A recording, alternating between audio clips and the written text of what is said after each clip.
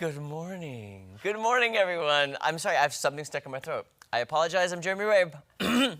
Gotta clear it, you talk. Are you sure?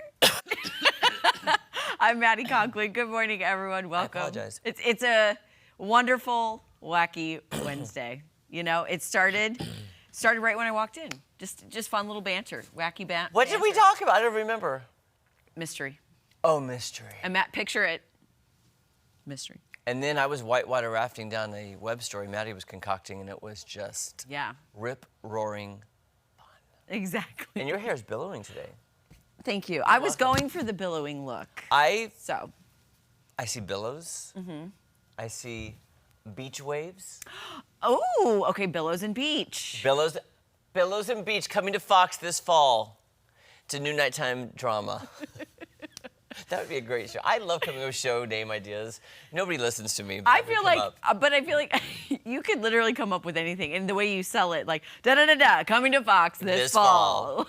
If you just sell it with confidence, it could be a show. It is upfront season, so people are announcing their fall lineups and this and that and what have you. Yes. Well, okay, let's explain what upfronts are.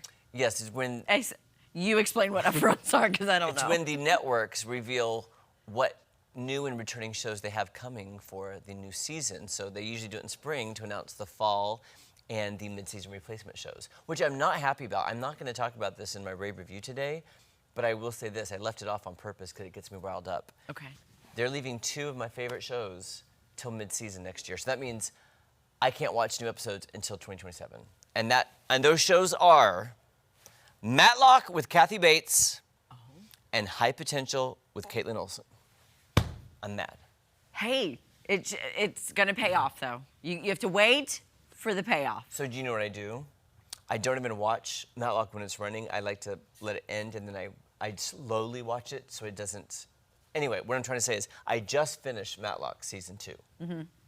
Now I have 2 episodes left of High Potential. Now I feel like I need to drag them out even longer to maybe not watch till the fall, because I can't watch anything until mid-season. But how are you going to even know what you were watching? You know, like, all that time has passed. So many other things you've watched, consumed. You're going to forget what happened. I know. Yeah. But I'm just upset. I don't like when they keep it mid-season. Now, today, in your rave review, are you talking about that new Texas show? Yes. Okay, good. Because I just can't wait to see I want to see your reaction. All they did is they gave a description. That's all we have. We have no footage of it yet. It's just the upfronts. They announced the show. And another Lisa Vanderpump show. What is this one? It's called Lisa Las Vegas. I'm talking about that coming up in the rave review. I can't wait to see this. Until then, I guess here's what's happening. Do we care? I don't know. Maybe we do, but this first one actually ties into yesterday. I was going to say, I think we do care. I care. We do care. I care a great deal. Because I care, because yesterday the nachos were so good. Now, we don't have an In-N-Out burger here in Missouri, but fans of the chain have figured out a way to recreate one of their most famous offerings, animal-style burgers. Because yesterday we made the animal-style nachos. So they're a famous secret menu item that In-N-Out, featuring a mustard-cooked beef patty, extra signature spread, pickles, grilled onions, lettuce and tomato. Customers are recreating the taste at McDonald's by ordering a double cheeseburger with a few modifications. Okay, here's what they're adding. They add Big Mac sauce, extra pickles, and grilled onions, which are not usually on the menu. Fans say Big Mac sauce and the In-N-Out spread both resemble Thousand Island dressing, which is true because we made the sauce yesterday. It was amazing, and I'm going to be making it at home. Yeah. Pretty easy, right? But if they don't have grilled onions, how do you recreate that if McDonald's doesn't have grilled onions? They probably just do their chopped onions, maybe?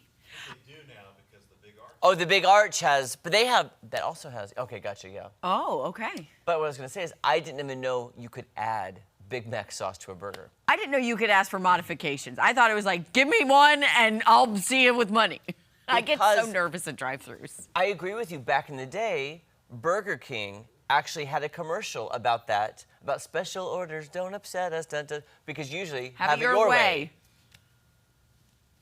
So that's why I'm always afraid to ask for modifications at fast food, because I'm like, oh, they don't. Because it's not fast. Yeah. You're now adding things, like even in the drive-thru now, they've got mobile order lane and, regular order lane. And if you're taking your time in the regular order, I mean, honking.